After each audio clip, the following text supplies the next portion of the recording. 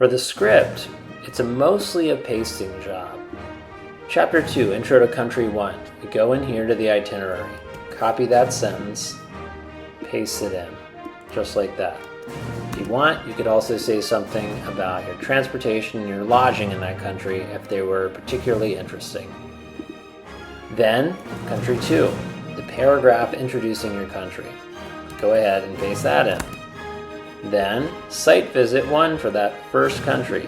Copy in question 5. Question 5 is where you got the info, and paste. And then, Site Visit 2 in that country. Copy in that paragraph, and we're done with this first one. Do the same thing for countries 2 and 3, and then we've got the issue.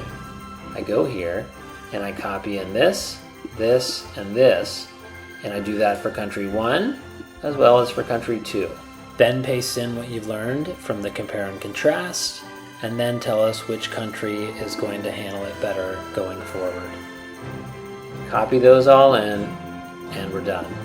And then all that's left after that is a little intro to the whole trip and your map of the route around the world, as well as your concluding observation, something inspiring that you took from this whole trip.